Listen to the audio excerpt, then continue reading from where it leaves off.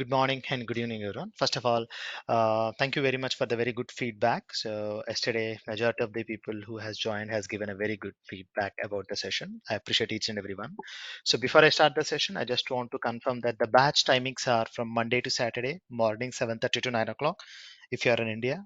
And if you are in US, Sunday to Friday, night 9 to 10:30 p.m. Eastern are the timings. Also, as a part of the training, what all we get is something which we already demonstrated. So since yesterday is a demo session, I would like to demonstrate what are we going to cover as a part of the training, and then we'll proceed further. Okay, so guys, yesterday we are talking about why cloud. Okay, why cloud? What are the advantages of cloud? Okay, when the cloud has been originated, and in which model cloud business is being operating. Okay, cloud. The concept of cloud is originated by infrastructure as a service, where they want to offer their infrastructure as a service to the public so that they can use it. And second thing is, okay, so the cloud billing goes with okay, pay as you go model. Based on the number of minutes and seconds you use, you will be charged based on that. And we also talked about, okay, the project approach that we are going to take once we learn Linux is web applications, because the trend in the industry is web based applications. So keeping that context in mind, we are going to deploy to web applications, and we are going to take insight out of it. Okay, and also we saw that 80 to 85%, 75 to 80% of the market share is on Amazon cloud. Hence we are going to implement DevOps with AWS on the top of the AWS cloud. And as a part of the training, we are going to take 15 to 20 services on Amazon cloud, and we are going to cover 15 to 20 DevOps tools. Once you complete the training, you can apply both for cloud jobs or DevOps jobs, okay, or site reliability engineering jobs. Okay, as a part of this training, we are going to invest more on observability as well. Okay, and also we saw that cloud business is okay. So the business is I mean, each and every company will sell its business or will do business based on different models. So in cloud, there are three different varieties of models. One of the model is infrastructure as a code, infrastructure as a service, where they offer infrastructure as service to others. And next is platform as a service, where they are going to offer platform as a service. And next is software as a service. Okay, so all these three things we saw in detail, and we also saw why in the space of cloud and DevOps, huge variety of jobs are there in the market. That also we have discussed. Okay, why huge variety of jobs, and why all of a sudden multiple jobs are there in the industry. That also we have seen. That also we have seen. Okay, these are the things that we have discussed yesterday. All right. And then we also saw that, okay, okay, what is an agile and how in agile methodology things are going to place is what we have learned. Okay, without delaying any further, let's proceed further. Okay, now guys, if you want to learn all these tools that I have mentioned, okay, if you want to learn Amazon cloud, or if you want to learn Google cloud, or if you want to implement this, or if you want to learn Linux, or if you want to know Jenkins, or if you want to implement Nexus, or if you want to do any of these tools, what is the very first thing that you should know? What is the very first thing that you should know? Anyone? Anyone? What is the first thing? Linux. Linux. Linux. Linux is the Linux. very first thing you should know. Mm. Without Linux, it's practically impossible to sustain. So that's where we are going to start things with Linux. Okay. So first, let's talk about Linux. Anyone know what is a Linux? What is a Linux? How many of you can know? How many of you are aware what is a Linux? Okay. So before that, okay. So in operating system, we have two varieties of operating systems, guys. Okay, we have two varieties of operating system, and one variety of operating system is graphical user interface. Okay, which is nothing but if you want to create a file, you need to click an option. If you want to play a movie, you need to click an option. If you want to delete the file, you need to click an option. If you want to restart your server, you need to go to shutdown button, and on the shutdown button, you need to click the power off, and it's going to restart, right?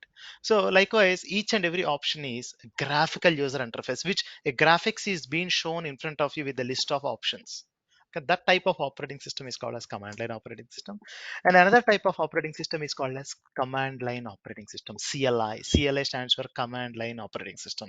Okay, Linux is a command line operating system. Linux falls under the category of command line interface, which means if you want to create a file, you need to use a command. If you want to delete a file, you need to use a command. If you want to read a file, you want to use a command. If you want to restart a server, you need to use a command. If you want to update the IP address of the machine, you need to use a command. If you want to know what is the CPU, what is the memory of your computer, you need to use a command. Everything is command. You interact with the machine through the commands. For example, okay, I'm going to open something. Okay, so this is git bash. I'm going to tell you. For example, I'm using a command which is going to tell me what all I have. Okay, so likewise each and everything we are going to do it with commands. Okay, that type of approach is called as command line operating system. In the enterprise grade, what if I say 99% of the corporate and enterprise infrastructure is on the top of Linux?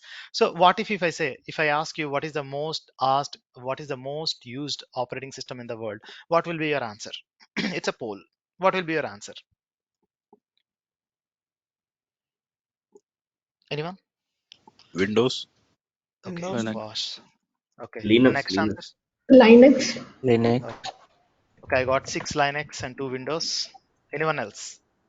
Linux. Linux 7, Linux. Windows. Windows. 3, 9. Windows. Linux. Anyone else? Linux. Windows. Linux. Linux. Linux. Okay, Linux 15. Linux. Anyone else? 16. Linux. Linux. Wonderful. Total 17 people have mentioned as Linux and 4 of the people have mentioned as Windows. What if I say 99%, 99% of the corporate infrastructure and enterprise infrastructure is on the top of Linux?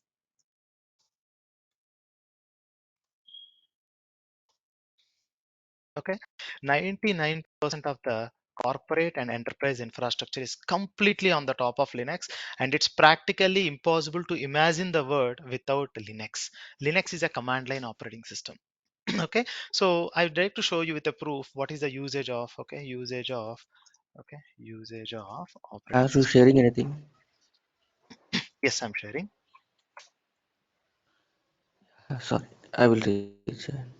Okay, guys, in case if any one of you are having trouble seeing my screen, if my screen is coming in a very minimal screen, what you can do is in the middle of your screen, if in the middle of your screen you have an option, okay, with a drop down. The moment you click the drop down, you will see multiple options. In that, one of the option is, okay, hide everyone.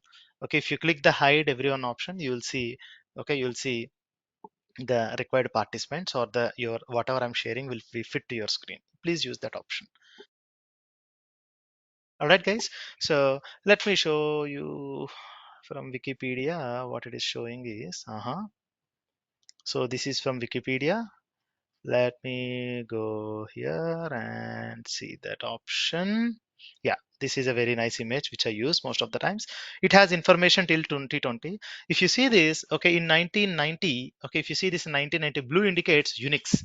Okay, blue indicates Unix, and Windows indicates blue. And if you see this, okay, by the time you come to 2000, 2010, 99.99% of the infrastructure, enterprise infrastructure, is on the top of Linux, on the top of Linux. So that much important Linux is. That much important Linux is. Okay, so there is a hard reason why Linux was so popular and why people adopted it so much. Let me tell you one thing.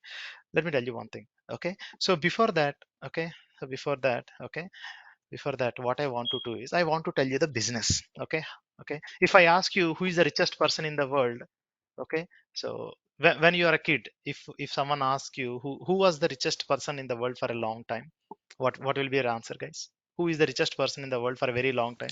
Anyone? Bill Bill, Gates. Bill Gates. Bill Bill Gates. Gates. Not Bill even Gates. one answer I got apart from Bill Gates. I'll tell you why he was one of the richest person for a very long time. I'll tell you the strategy, and this is the strategy which made Linux very famous than Windows. Okay, let me tell you. So back in 90s, okay, in the 90s, 98, 1980s and all, okay, the very famous operating system was Microsoft DOS, MS-DOS. MS-DOS is a MS-DOS is also a command line operating system, but you need to pay. Okay, you need to pay for the license. License is nothing but they will give you the software. If you want to use the software, you need to buy the license and you need to enter the license. Then only the operating system will work. Okay, this is also a command line operating system and it is also a kind of hit model. But in 1985, a new operating system, okay, came it into the market, and that operating system is called as Unix.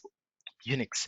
And Unix is an operating system which is developed keeping one particular hardware in mind. Okay, even though it is a command line operating system, if you want to use Unix command line operating system, what you need to do is you need to buy the hardware along with their operating system.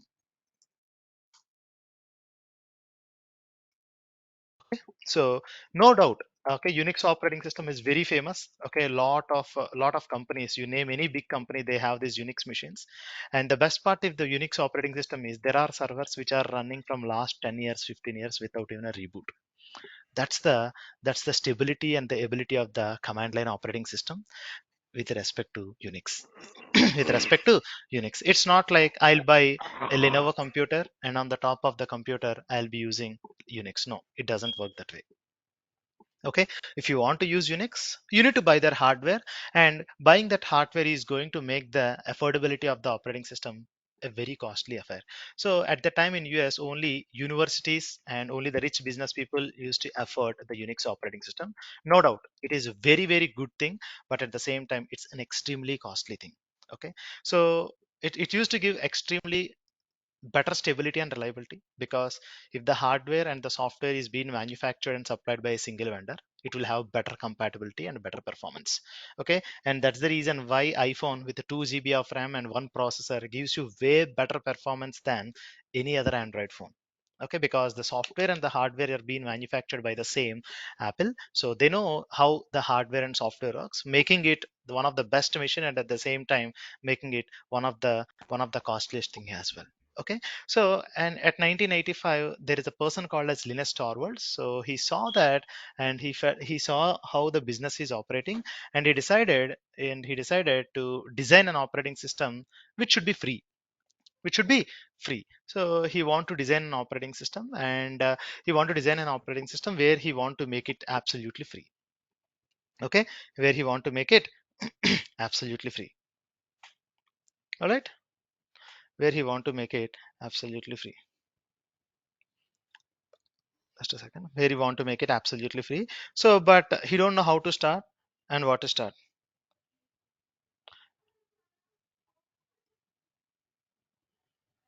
Okay, all right. Yeah, so he don't know where to start and what to start, but his intention is very very very clear. He want to make a software that is accessible to everyone. So he started a project called as Linux kernel.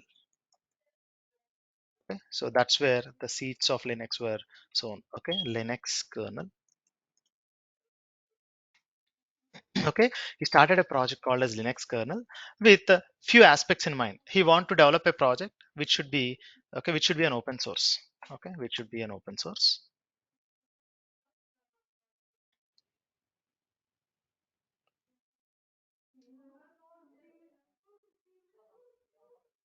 Should be open source. Okay, he want to make a operating system. He want to make an operating system which should be absolutely free. Okay, he want to make an operating system which is absolutely free. He want to make an operating system which is absolutely free. Okay, first thing what he want to make is he want to make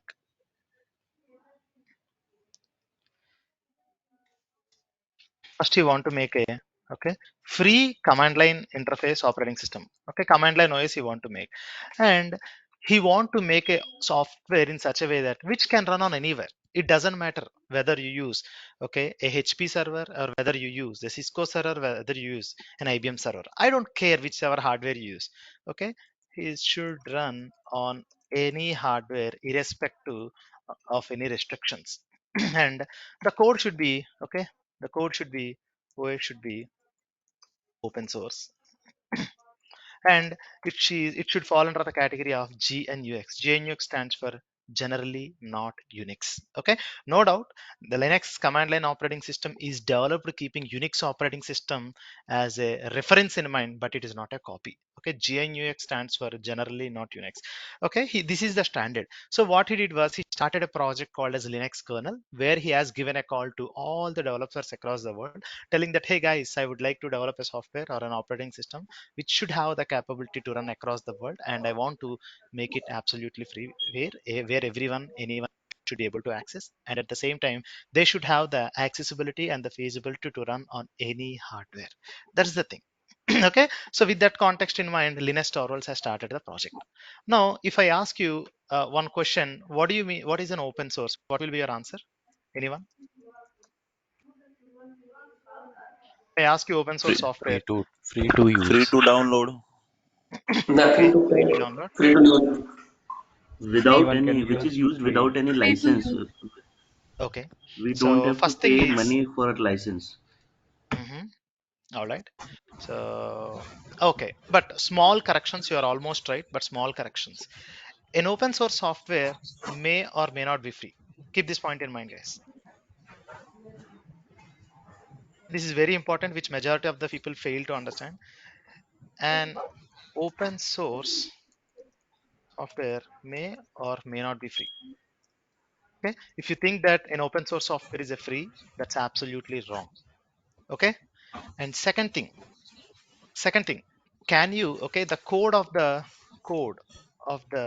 software should always be open. Code of the software should always be open. Okay, the code of the software should always be open. Okay, that means, for example, if you want to add some feature or if you want to do some changes to the Windows, can you do that? Definitely no. Windows is not an open source software where the code is not open to the public. When someone says there's a software is open source, that means the code of the software is open, and at the same time the software may or may not be free. Okay, the software may or may not be free. Certain times it will be free and certain times may or may not be free, and you may or may not have support, may or may not have support. Okay, these things you should know very quick.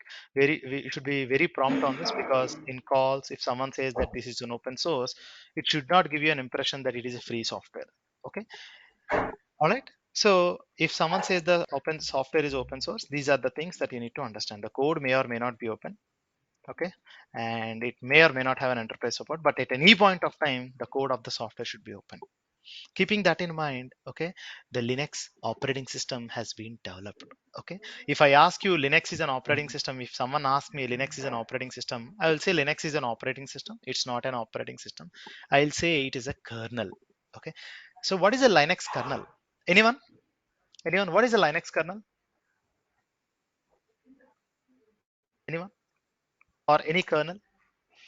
So Linux kernel or a kernel is something which is the first layer, okay, the fundamental of part of your operating system, okay, which is the layer which directly interacts with the system hardware. Okay, Linux is a first layer of your operating system which helps you in establishing communication to your hardware.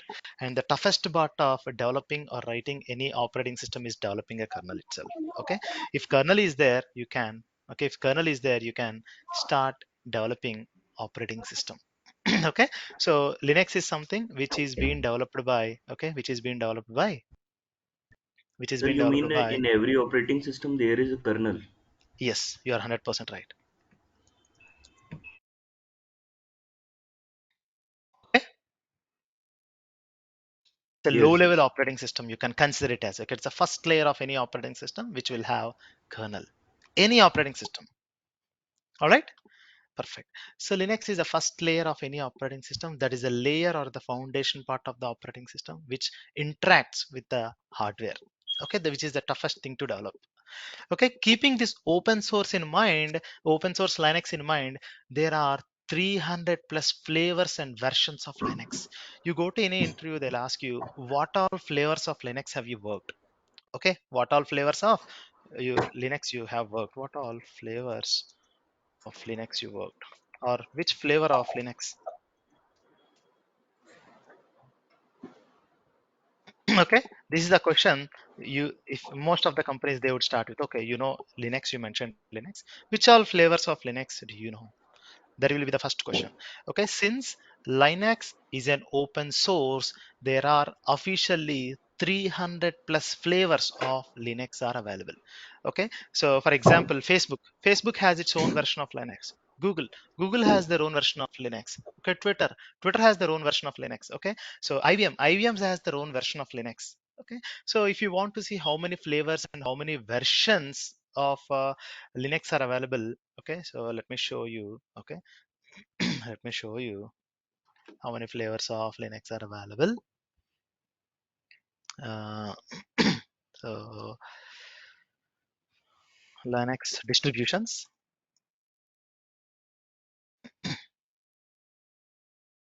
Some nice images which shows you that. Yeah, this is the image I would like to show.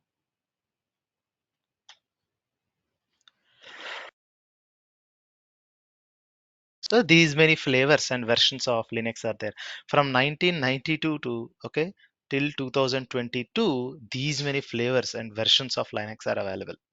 Since it is an open source, anyone can take it and anyone can take it and they can apply the changes to whatever they want.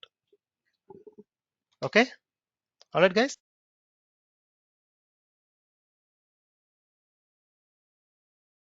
Okay, since these many flavors and versions of Linux are available. So when you talk about flavor or distribution, I'm referring to the brand name. Okay, vendor. Okay, so these many flavors and versions of Linux are available. Okay, there are 300 plus 300 plus. Okay, version. Okay, 300 plus. Okay, few people call it as a flavors or few people will call it as a distributions. Okay, in both the sense they are referring to the brand name of the vendor. Okay, so in Linux there are in general, okay, majorly there are two varieties. Okay, two types of Linux are available. One of them is and one of them is Red Hat Linux and another is Ubuntu based machine. Okay, whatever the flavors, whatever the distributions that you see here, everything is being developed by taking that as a reference. For example, you take Red Hat. Okay, Red Hat is also a brand. So from the Red Hat, what these guys did is, okay, so they have copied, okay, I'll call it as a clone. Clone is a word. They have taken the code and they branded it as a CentOS and they started distributing it. And someone else, what they did is, someone has taken the code from Red Hat Enterprise and they added some features and they branded it as Oracle Enterprise and they're distributing it. Okay, someone has taken the code as CentOS and they started distributing it. And someone from the CentOS again they cloned it and distributing it as Aztec Home. And someone from Aztec has copied the code and they named it as Trixbox. So as per the business requirement, everyone has the opportunity to customize the flavor, and that's the reason you have 300 plus varieties of Linux are there. Hey Manu, do you think that I need to learn all the 300 plus flavors of Linux? Definitely no. Definitely no. If you know one Linux and rest of the other Linux also works the same way. Okay, in market, the very famous, very famous machine is okay. So what are the widely used?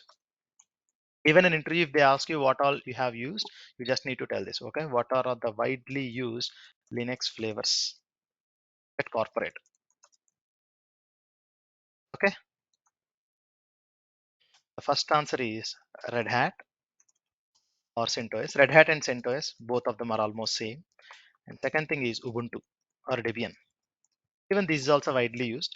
So among all, Red Hat has a very good image of Red Hat has a very good image of widely used and because of its XYZ features, which I'm going to talk now. Okay, so in this training also we are going to consume Red Hat or CentOS. Okay, so Red Hat is one of the company which has 80+% of the corporate companies, banks, enterprise companies, everyone uses Red Hat based Linux. Okay, so that I'll tell you the reason why it's very famous.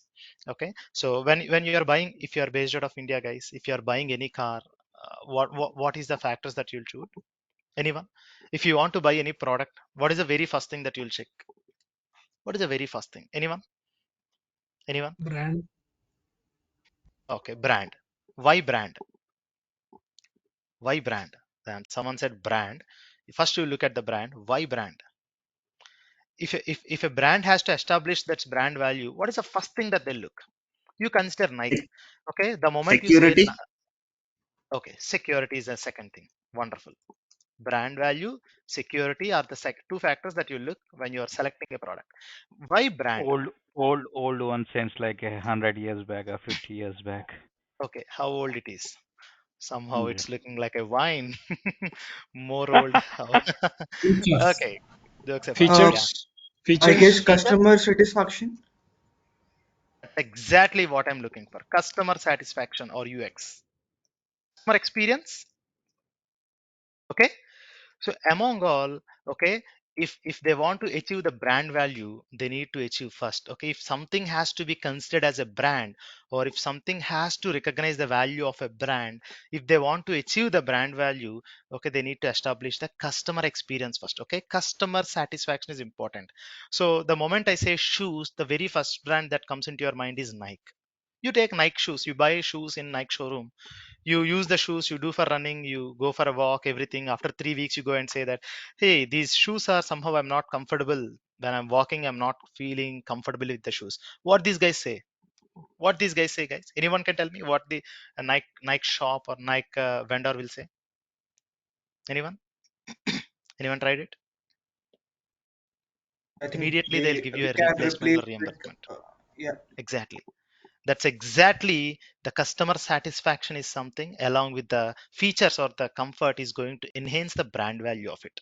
And how old is it? Nike's almost been there in the industry and a leader from almost 40 years in the shoes industry. Obviously, that makes one of the top brand, right? So that means the brand value, security, and support. If you are in trouble, how quick the issue is resolved. For example, you go to the Nike showroom, and if they say there are two answers, they might tell, okay, sir, give me this shoe, sir. I'll send it to the lab, and you'll get the report after 2 weeks. And once my company or my manager says I can give you, or they can tell you whether they can repair the shoes or they can replace the shoes, we'll tell you. But you need to wait for 2 weeks. After 2 weeks, you come to my showroom, and then I'll tell my what my manager said. And after 15 days again, if the customer goes, if the vendor says that, sir, my manager said that we cannot exchange the shoes because it is missing the tag, so you need to bear with the shoes. That is one first one. And second experience is, okay, you go to the vendor and they respect your opinion. As a Nike customer, they respect your opinion, and the person in the shop has asked you, sir, whether you want replacement of it or you want a full refund of it. So you said, I want full refund of it or I want replacement of the shoes. They did a replacement on the same time. Which one of the experience gives you the better brand value? Which one? First option or second one? Second option. Obviously, Second second option. one. Exactly. Second option, sir. Obviously, second one. That's exactly falls under the category of support. How well your people, your product, okay, your the team from the product is supporting you is something which designates the brand value. Okay, so the next time when you want to buy shoes or you deliberately unintentionally tell to others Nike is one of the best time they support customers, for them customer experience is the best, right? Even if it is 2000 rupees extra, you still go and buy Nike shoes only. That's exactly Red Hat has done. Okay, so there are a lot of varieties. Okay, there are a lot of flavors in Linux are there, but Red Hat, okay, Red Hat in the paid version they offer support, and the support offered by them is phenomenally good. Okay, the moment you go to them telling that in my Linux machine I'm having a trouble, we are assuming that the performance of that performance issues in the machine are based off operating system, can you please check that, or I'm ran into issue, I need a help. They give you one of the best in class support. And that's the reason, if in an organization, okay, if in an organization, if they are having if they are having 1,000 machines, okay, and guys, Red Hat operating system and CentOS, both of them are same. Okay, the cloned version of, okay, Red Hat is CentOS. Okay, it's exactly clone, but it comes with enterprise support and it don't come up with enterprise support. Okay, so if you're having 1,000 machines, okay, because of that, okay, so in corporate no one want to take the blame on their head. Okay, so even though if they charge you $100 extra, they always prefer going to the product which gives you the better experience. Okay, and but Red Hat is very costly support. I'm telling, Red Hat is very costly support. So what people typically do is to avoid the support, if you are having 250 machines of production and 250 machines of non-production and 250 machines of test machines and 250 machines of development machines, typically they go with, okay, first production they go with Red Hat majority of the times, and non-production also they go with Red Hat, and test machines they go with CentOS. CentOS and Red Hat, as I said, both of them are clone. And second, development machines also they go with. CentOS. You go to any company, majority of the times you see Red Hat or CentOS in their infrastructure. And that's the reason in our training also we are going to consume only the Red Hat based machines. Okay, Red Hat or CentOS based machines only. Debian based machines are also popular, that they are not much great. So since 70 to 85% of the customers uses Red Hat or CentOS, in our training we are going to select this. Now, since Red Hat is a operating system which is taken from the open source community, okay, there is a hard rule. Even though you have branded your software as an enterprise software, you still need to make it as an open source. Okay, even the Red Hat Linux operating system should always be kept open. Okay, so for example, I have made a software Red Hat. I have made a software Red Hat. And if you have taken the code from me, and you cannot say that it's my code and I don't want to make it public. Definitely no. If you have taken the code from the open source, you always need to keep the code open. Okay, for example, Red Hat. I have cloned the code from the Red Hat and I rebranded it as a Green Hat and I'm selling the software and I'm keeping the code close. No, that then it's not considered as an open source feature. If you want to use open source software and if you want to modify it, you also need to keep the software open. And and one more very important point, if you are making money, this is very important, keep this point in mind, guys. If you are making money from an open source software, you may have to pay license. You may have to pay some license to them. Okay, for example, if you take here in the Red Hat, okay, the okay, Oracle Linux have cloned the code. Can you see this here? Oracle has copied the code. Oracle Linux, Oracle Enterprise is cloned from Red Hat. Okay, and they are redistributing it and selling it, right? So here Oracle have to pay for Red Hat. Okay, this is very important. And as I said, Red Hat operating system licensing is very costly. Okay, so I want to tell you how licensing and how the costing in Linux world works, because when you go to any interview or when you are one of the decision maker in choosing appropriate software, end of the day money matters. End of the day money matters. So you'll get a very good reputation in any company if you try to portray yourself as a company person who saves some amount of money to the company. Obviously your reputation in the company will be phenomenally increasing. So if you want to do that, you should know how business works, how the licensing model works, and based on that you can establish suggestions. Okay, so before we proceed, I want to tell you how the licensing model works and then how it works in Red Hat or in license.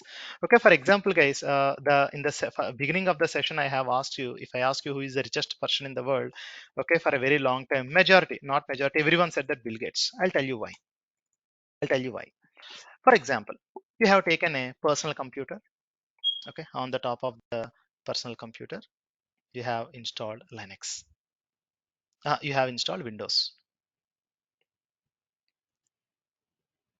Okay, you have installed Windows and it is home, okay, for your personal work, to learn MS Office or to do something for your personal purpose, for personal use. You bought a Windows operating system, and typically how much you pay for Windows license? Anyone?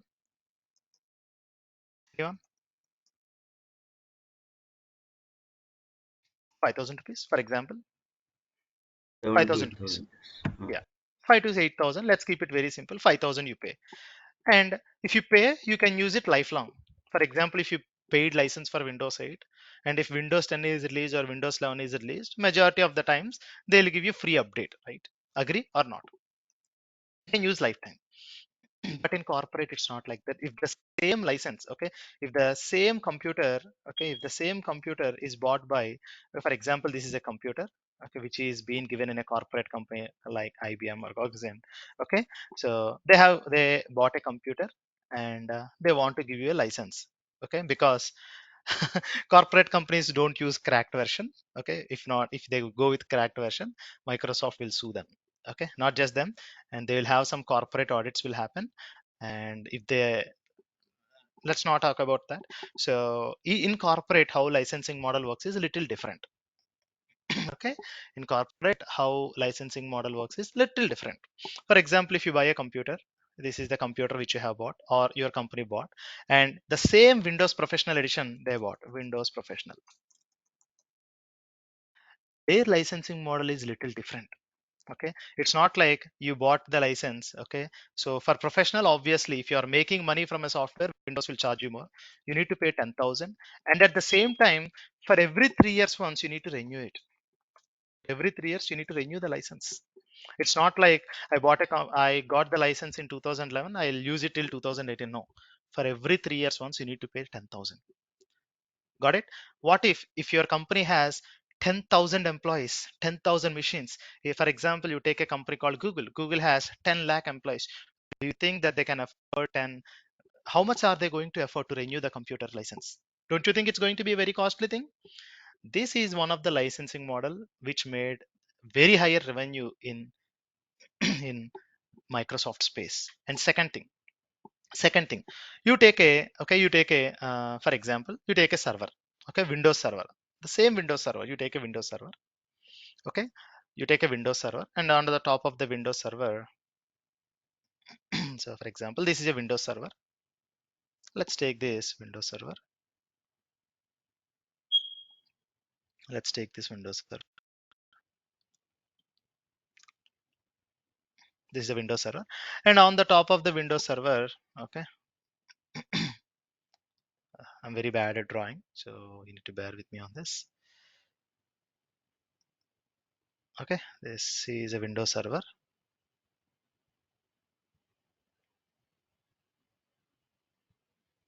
This is a Windows server.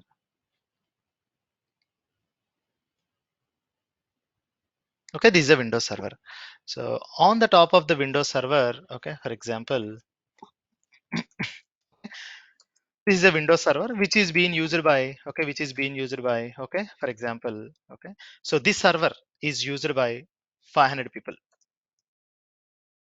Okay, this server is used by 500 people. Server is something which is created to entertain hundreds and thousands of people. For example, you join a company. What do they do when you join a company? First, they'll create a user account on the top of Windows Server, Windows Active Directory.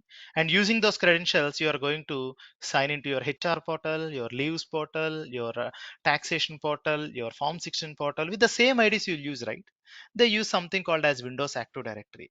So that means if 500 people user accounts are created on the top of, if 500 people user accounts are created on the top of Windows Server, it's not like you just need to pay 15,000 rupees and you use it. No, here the licensing is based on the number of users.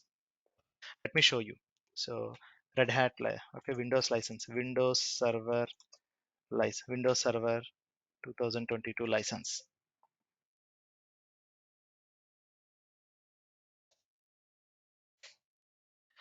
Okay, Windows Server.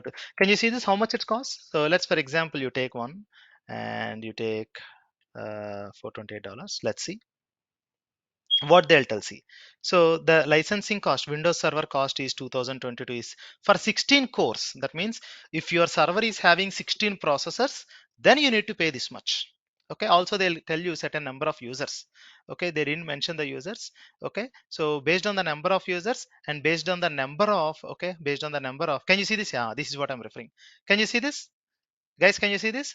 You pay to $1,900, but you can use 20 users. Can you see this?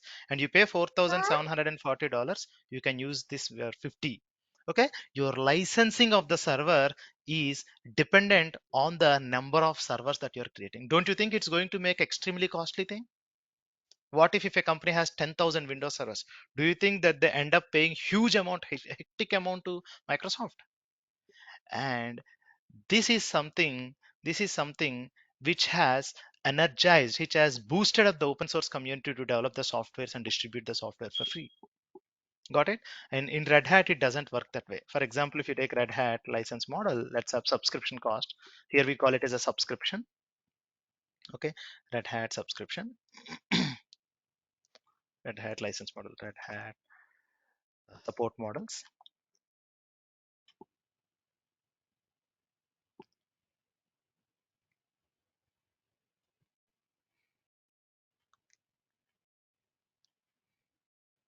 So let me go to Red Hat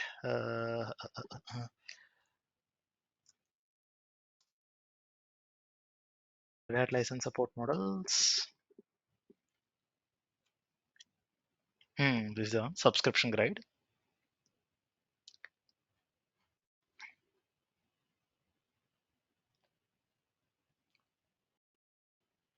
Where do I get that? Just a second.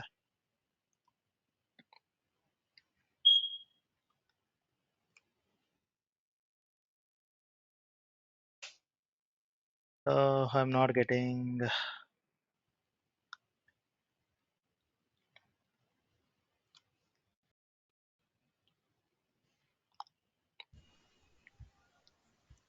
Red Hat weekday support,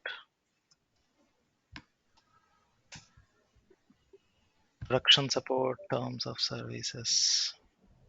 See, if you see this here, their support is based on the number of business hours. Okay, for example, if you want weekday support, how much you need to pay. If you want weekend support, how much you need to pay. If you want 24 by 7 support, how much you need to pay. So their support is based on that, not based on the number of users. Okay, so these things have made, okay, these things have made the open source Linux a huge asset and a huge booster in the development of it.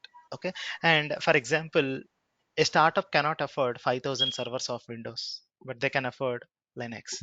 Since the usage of Linux market is really high, okay, since the usage of Red Hat since the usage of Linux market is very, very high, the adoption and the application development on the Linux grade is really high.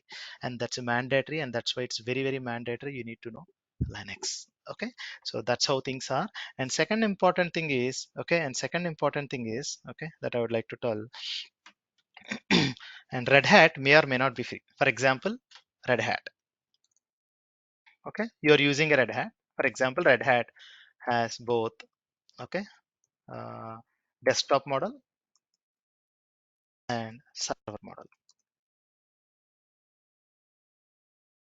Desktop model and server model. For example, for the same desktop, okay, for example, for the same operating system, if you're using as a personal user, it's free. For example, if the same Red Hat company, Red Hat computer is given to you, okay, by your, okay, if it is being given by your corporate has to pay license. Okay, okay. In the, as I said, in the open source community, if a software is free, if a software is open source, and if you're not making money out of it, majority of the times you don't have to pay. And if it is a server model, you need to pay. You need to pay license based on the support you opt. Okay, so if I'm designing any solution, or if I have to suggest in my company, Red Hat is the first suggestion that I'll give to my company. And these are the few factors, that subscription cost and the licensing model is something which made Red Hat one of the popular choice. Okay, one of the popular choice. So Manu, if Red Hat is that much important, if Red Hat is that much important, how can I learn Linux? So when I'm taking a poll, majority of the people don't know Linux. So how can I learn Linux? How can I learn Linux? It's very, very easy, guys. Okay, here are the available options to that you can learn Linux. Okay, either if yours is a Linux computer, you can learn Linux. And second option is, you can install VirtualBox on your computer and install Linux on top of it. This is one option. And there are some other options in the internet called as Katacoda, where they'll give you Linux terminal, Katacoda Linux.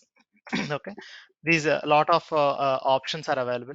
So where these guys give you Linux temporarily. So this is also one option. And the third and fourth important option is, okay, so use Katacoda. Okay, Katacoda. And third option is create a Linux server on AWS cloud and data server and learn Linux on it. So since majority of the options, okay, first three options are not production grade, I am not going to consider. In this training, I am going to consider the option, the production grade. Whatever the servers in enterprise we are going to use, only those servers I'm going to take and use it.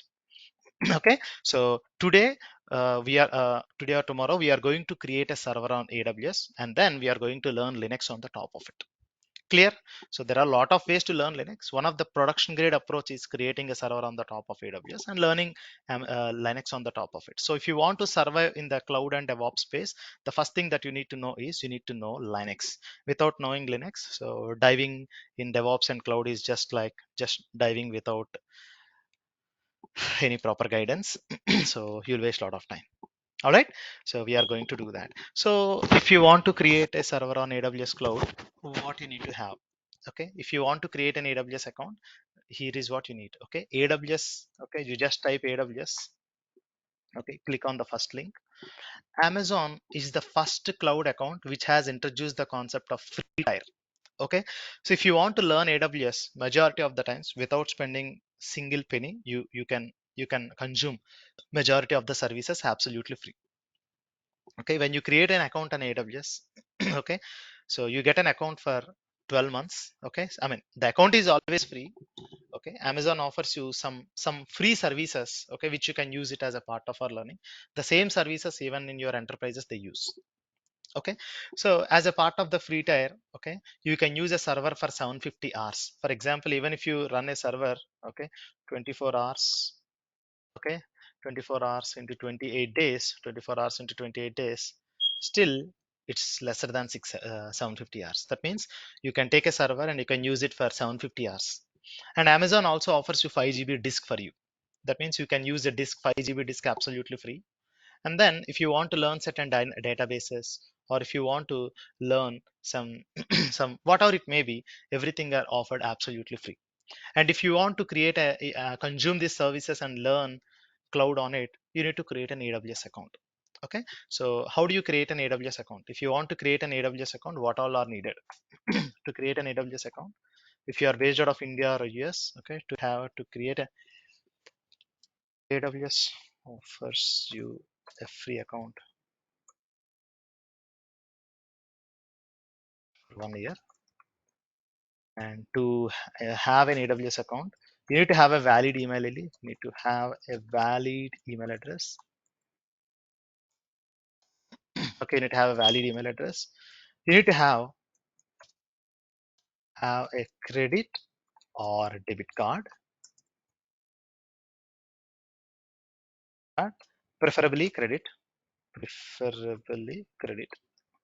So once you have it, okay, AWS takes ₹2 or $1 if you are in US to identify you as a human. And in less than 1 hour, or less than 1 hour, in less than 24 hours, your account will be activated. If you are having a credit card, try to use the credit card. Your account will be activated in less than 2 minutes. In US, I created an account. It took 2 minutes. In India, it took 1 to 2 hours of time to activate. Okay, prefer using debit card, credit card. Okay, how to create a account? So first, what you need to do is, I already have an account, so I'm not going to do that. Okay, so you need to mention what is your email address and Cloud Manoj. Okay, you need to say verify email address, and then what will happen? Let me show you.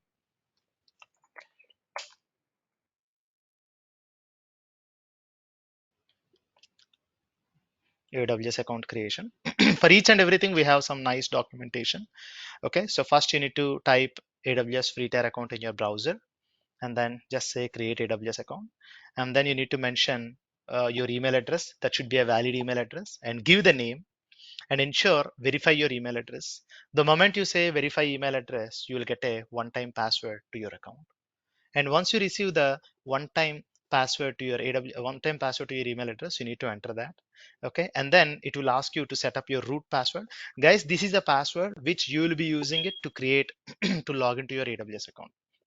You need to type this, and then once you're done with this, okay, and once you're done with this, okay, you need to enter your complete details. Okay, you need to enter your full name, phone number, your address, and your postal code, and click continue. This continue will be the second step. And once it is done, okay, you need to enter your debit card and credit card information to sign up. Okay, it's 100% safe. Even governments across the world are trusting AWS. You can trust it. You can enter your credit card and debit card information. It's absolutely safe, by the way. And then you need to give your details. Also ensure you mention that you don't have a PAN card. The moment you say you have a PAN card, you'll be landed into few troubles. So PAN card is just like SSN in US and PAN card in India. So don't mention whether you have a PAN card, yes or no. Just tell that you don't have a PAN card and click continue. And the moment you say the continue, it will ask you which type of account you want, whether you want a basic account or a developer support account or a business support. If it is a business support, you need to pay $100 per month. And if it is a developer support, you need to pay $29 a month. If you are an individual user who want to learn, which gives you basic support, that is free. You absolutely get most of it in this account. So prefer to select free. So, and then once it is done, boom, that's it. You're good. You'll get an email telling that thank you for signing up. We are activating your account. You'll get an email. The moment you get this email, the moment you get this, you'll also get an email from AWS telling that your account is activated. Telling that your account is activated. Once your account is activated, all you need to do is you need to sign up. Okay, how do you sign up? Okay, so how do you sign up is AWS. Just type AWS and say I would like to sign in. Okay, I'm already signed in. That's it, it's not asking. So all you need to do is just type AWS. Type AWS. Click on the first link only. Click on the first link.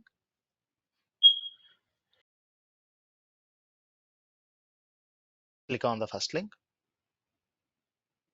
And once you click that link, and then here you have two options. One is root user and another option is IAM user.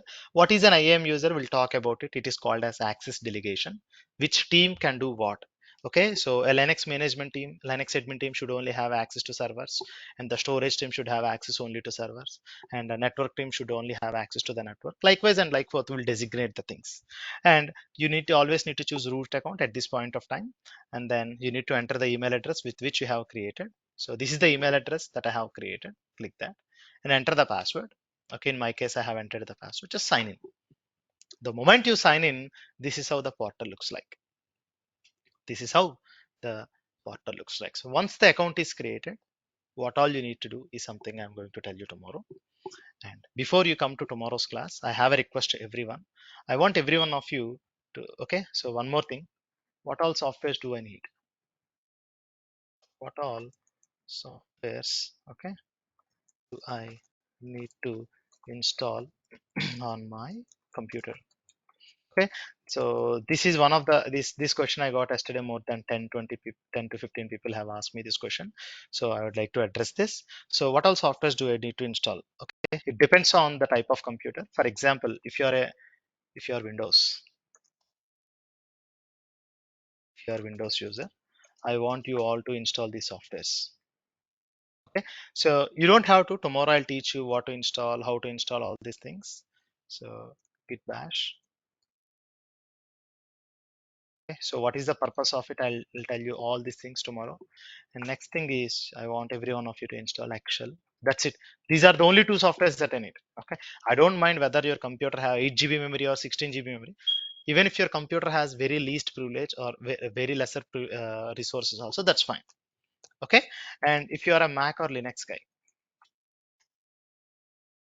if you're Mac or Linux user, that means if your computer is Mac or Linux, you don't need anything. So your computers will have a terminal by default. You will have a default terminal.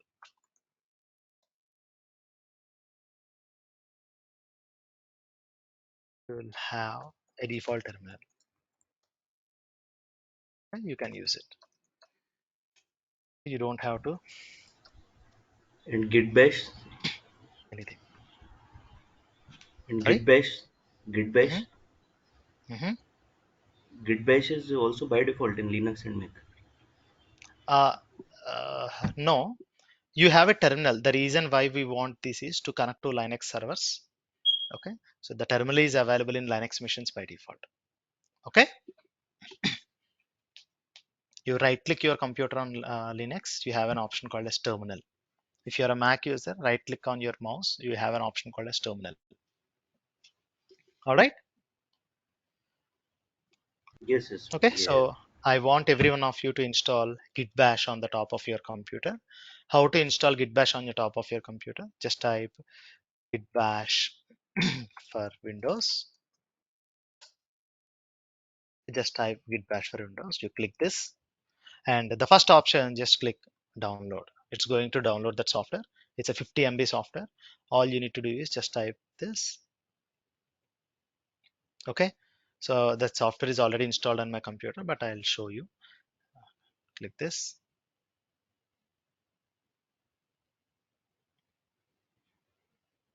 Okay, you will get a prompt just like how you install VLC player. You just need to say next, next, next, next, next. That's it. Next, next. Okay, just go with use open build. Okay, go with the default options. Next. Okay, you just click install. It's going to install on your computer and then restart. That's it. Once you're done, you're good. You can connect to the Linux machines. That's it. You're good. Okay, or if you don't like Git Bash, you can also use Putty. But how to do that and all, we'll talk about it in tomorrow's session. Okay. All right. Now you can also, I want to tell you one more thing. Okay. So in which environment, okay, in which region, okay. So AWS has, okay. So AWS has their infrastructure across the world. So in which place we are going to cover. So how companies choose. First, let's see this AWS global infrastructure map. Global infrastructure map. Uh, so AWS. So let me show you one image. Yeah.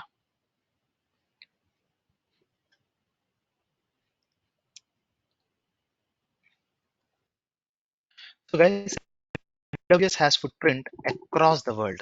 Okay. So for example, we have this image is not clear.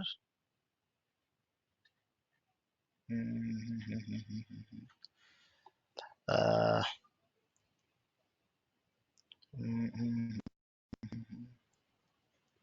okay, that's fine. Let's use this image only. Okay. So guys, if you see this, okay, if you see this, okay, AWS have services or AWS have their infrastructure across the world. Okay. So you can ask, for example, if you're doing business in India, you cannot create infrastructure or your services in North Virginia. Okay, you cannot create infrastructure in North Virginia. Okay, so I think I got the link. Let me show you that. This is what I was looking for. Okay, so in total Amazon has, okay, has presence in 31 regions. Okay, 19 in availability zones. Okay, what exactly meant. So if you see this here, okay, so in an entire world, in our entire planet, okay, if you could see, it has 8 regions in 6 regions. Okay, that means in 6 different regions in United States Amazon has. Okay, in India, okay, we have Mumbai and Hyderabad. Okay, and in South America it has it in okay, Sao Paulo, and in Africa it has in Cape Town, and it's and in Australia it has in Sydney and Melbourne. And in Melbourne, if you see, just in 2023 they started. Okay, in the entire AWS cloud, North Virginia is something which is started its operation in 2006. 2006. So, and the billing, for example, if you create a server in India, the hourly cost might be 100 rupees. If you create the same server in North Virginia, it will cost you 500 rupees. Okay, based on the local government, local policies, and local taxation policies, the billing will be varying. Okay, and in this training we'll also teach about how data we need to organize the data. So for example, if you are doing business in India, okay, you cannot store your data in a different country like Australia. For example, if for example, if it is a bank project, okay, Bank of Australia or something, if your infrastructure has to be created here and the data also has to be stored here, it's not like you'll store the data in China or Thailand. No. Okay, so based on where you're doing business, you need to create your infrastructure in that respective region only. Okay, so in total, and here red indicates the infrastructure creation is still in progress, and here Hyderabad is something which was started, okay, in 2022 September or October. It is in the orange state for almost 3 years. Okay, Amazon takes almost 2 to 3 years to create a world-class data center. Okay, so in total they have, these many 31 regions and 99 availability zones. Okay, so what is an availability zone? Okay, what is a region? We'll talk about all these things, but for now, in 31 different regions across the globe, you can create the infrastructure. In our training, I'll show you wherever you want to create, but I prefer to go with the regions which is having very lesser billing and which will cost you very lesser amount. Okay, keeping that in that context in mind, we are going to proceed further.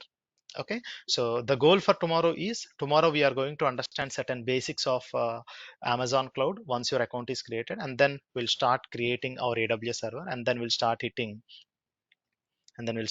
our Linux learning. All right, clear guys? Is it clear?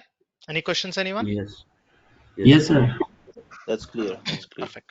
Sir, Since can the you go to session, the back page where uh-huh, you defined? Can you go to the back page? I want to take the screenshots of notes. hmm Uh, Not the data centers page, where hmm you mentioned the Linux. Hello, which Linux? I didn't get that. the Linux terminology. Yes, yeah. Suppose this page and upper, just one minute. Just You do, and one more thing, guys. One more thing. Don't take any notes. The whatever the notes that we're taking, everything will be published with you. For example, this is my current batch. Every one of you, once you are onboarded, you will get access to a Google document like this. Okay, which will have access to everything. What is the Miro board link? What is the playlist? And where you'll get the documentation. Everything, okay, will be shared with you. You don't have to take any notes during the class. Okay, everything will be okay, published to you. And today I have okay, demonstrated how to create an AWS account. That document also it will be published in some time. All right. So okay. this is the standard. Okay, this is the standard that we follow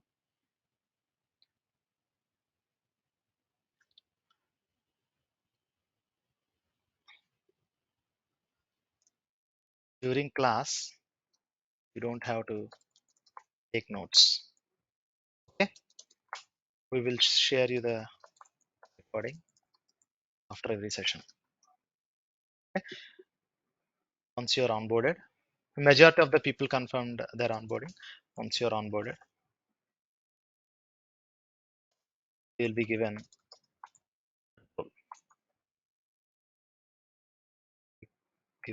complete access. Okay, so if you wish to make notes, I always encourage make your own notes, but not during the session. That's the only request. Okay, the Miro board, okay, everything. So I don't come up with pre-planned, or I don't bring up any ready-made slides. I'll try to keep it as live as possible. Okay, so that you will also know how to use certain tools, all these things. Okay, and one more very important update, guys. So for the next 1 week, okay, meeting link remains the same. Next 3 to 5 days, okay, you can use the same meeting link. Okay, meeting link remains the same, and tomorrow meeting starts the same time, 7:30 IST or 9 p.m. Eastern. Meeting link remains the same, and I started sharing the videos to you. If you have not if you have not received the session recordings to you, please reach out to the coordinator. Okay, he will be having the details, and if I am the one who has shared you the meeting link, definitely I would have sent you.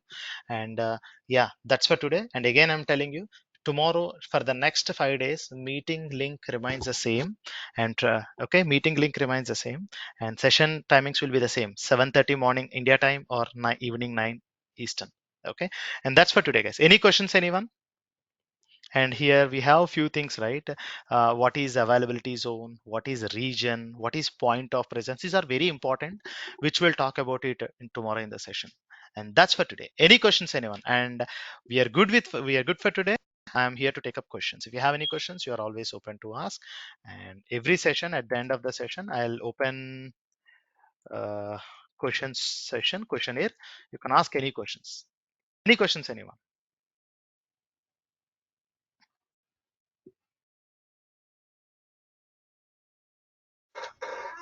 Hey, hi. Can you hear me? Yes, guys, can you hear me so far? Yes, we can hear you. Okay. Any questions, Uh, anyone? Yeah, right. please tell me. So today is my first day. I haven't joined Uh-huh. yesterday, and Okay. got your link from one of my friend. So wanted to know that what could be contact details and what could be procedure to if I want to onboard to this Yeah, sessions. sure thing. Sure thing. You'll get everything. Okay, you'll get everything. So just reach out to your friend, or I just message you. Okay, you can talk to me offline. Okay, I can route you to the appropriate person. Okay, all right. You messaged me where? I In didn't this, receive my. in the same channel. Okay, I don't see that. All right, just a second. How about now? Mm, That's anyways, Charan, right? no, it is Samid, your Ah, okay. SMWD. It is Samid, Uh, SMWD, Samid Sheikh. I think you didn't message. You didn't enter your name. That's why I'm not I able. I just uh, I just message you in the chat. Can you see my chat message? You don't see Yeah, my I get message? it. I get it. Okay, Okay, so you can use the same link to connect. Okay, and if the meeting link remains the same, and please use it to join. Okay, sure. all right, and thank you guys. Okay, any questions, anyone? And we go very interactive, guys. We'll try to keep things little pace. In the first 1 week or 2 weeks, we'll go little slow because you and me are both two different frequencies. So for the frequency to match, it will take at least 1 to 2 weeks of time. For the next 1 to 2 weeks of time, we'll try to go highly interactive, keeping the real aspects and approaches in mind. Okay, so we also talk majorly about security, billing, all these things because in interview, okay, technology you get everywhere, but the aspects, strategy, billing, how you deal the things, if someone asks you how you respond, these are the things that came up through all these things. Okay,